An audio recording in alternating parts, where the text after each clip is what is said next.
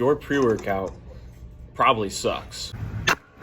Now, pre-workouts are typically broken down into about 3 categories: energy, pump, focus. Looking for a solid blend of all 3 of these different concepts is going to be ideal when searching for a great pre-workout. There's also way too many factors that go into choosing a pre-workout and stuff that you might want to avoid when choosing your own pre-workout.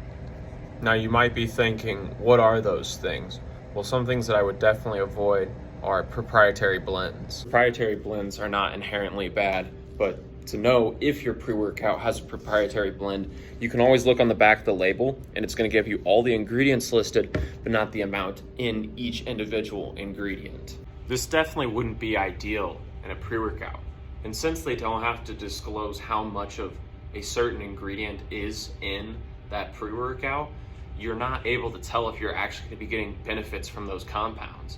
And then it would not allow for that best bang for your buck kind of idea. This is called pixie dusting. Now you know when looking for a pre-workout to always make sure that the ingredient label is always fully disclosed and you always know how much of what you're getting.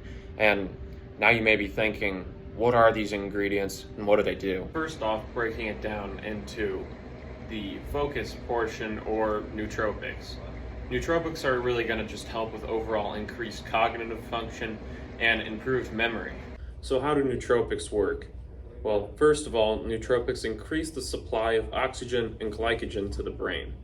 They also help produce more acetylcholine, which overall just helps with reducing neurotoxicity and improving your transmitters inside of your own brain.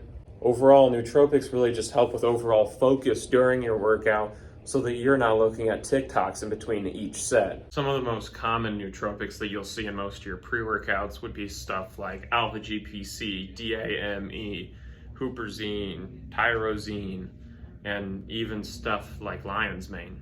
The next key part of pre-workouts would be all the pump products, or the vasodilators.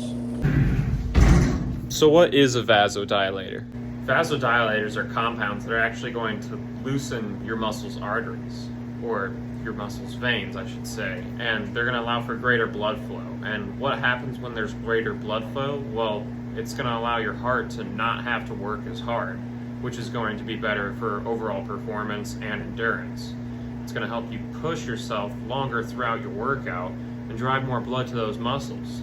Some of the most common pump products that you're going to find in your pre's, and the most essential ones, are going to be creatine monohydrate, beta-alanine, L-citrulline or L-citrulline malate, and probably something like glycerol, maybe betaine anhydrous. You might find something like S7, which is a fruit and veggie extract, Pico 2, which is a mushroom extract, or different stuff like that.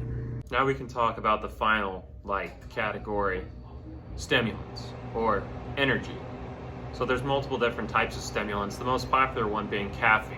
There's also different types of slow-releasing caffeine, like natural caffeines and Zoom XR. The good thing about natural caffeines is it's going to reduce your crash, but it's not going to hit you as hard.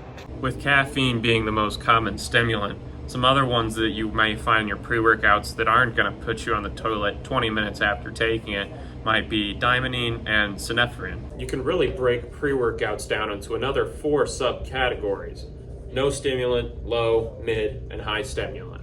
So, pick what you want and realize you'll get more energy. You're also going to be on the toilet for longer. Overall, pre-workouts are really just a great way to have some sort of pre-workout ritual. Also, the overall sustained energy throughout your workout is going to be, I'd say, almost essential.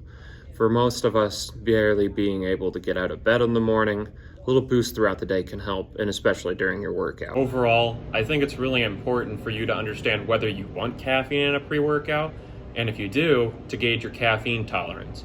Also to understand what other ingredients do. Do you want the tingles during your workout? If not, you're going to want to find a pre-workout with no beta-alanine. It's important to understand what you've taken in the past, whether you liked it, or what you didn't like about your pre-workout. If it's your first time taking a pre-workout, go ahead and stop into your local supplement shop and start asking some questions. If you happen to be in the Bloomington Normal area and you have questions about pre-workouts or any other supplements, stop by supplement superstores, pay me a visit, and start asking some questions. Overall, I hope this video will allow you to understand pre-workouts a little bit farther and help you with your selection in the future.